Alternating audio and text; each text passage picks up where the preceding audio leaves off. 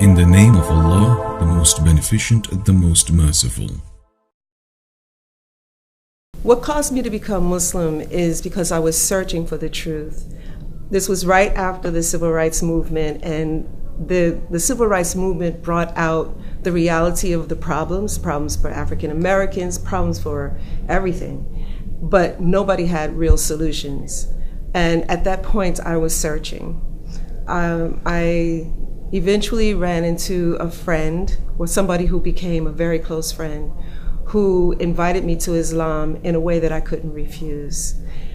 I grew up as a Catholic and always had questions about the Trinity and who Jesus was. I loved Jesus, but I didn't understand the divinity of Jesus.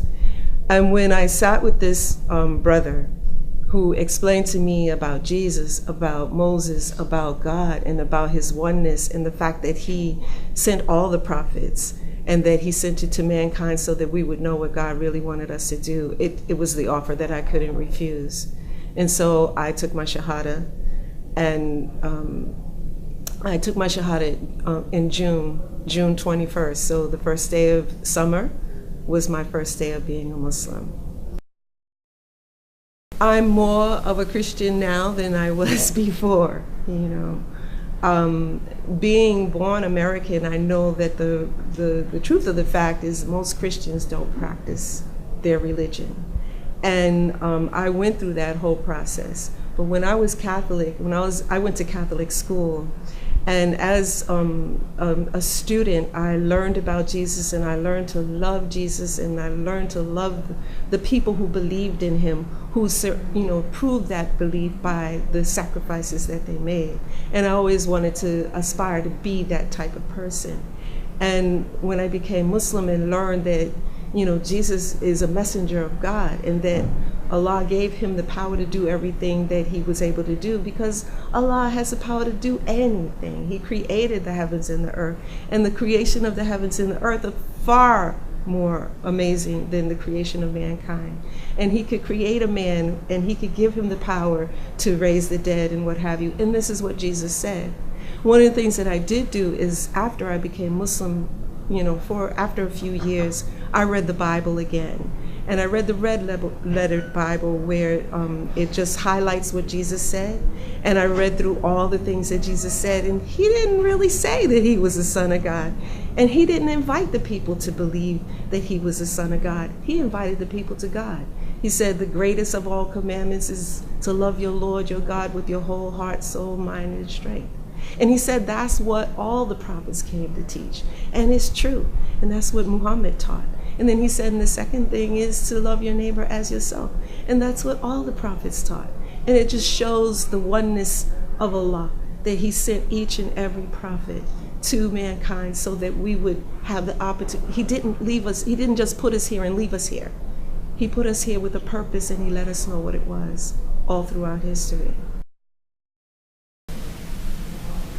One of the things that I did as a Muslim, I was a college student, so I was a reader, and I read the Quran, and I read the Quran profusely for searching for the answers. And when it came to the explanation of Ramadan, which was that this was the month in which Allah sent down the Quran, and that it was from the Prophet ﷺ's fasting during that month that Allah opened the door for him to know the truth, I believed that. And my mother had actually prepared me for that, because she was the type of woman who, she taught me to never let anything take over my life.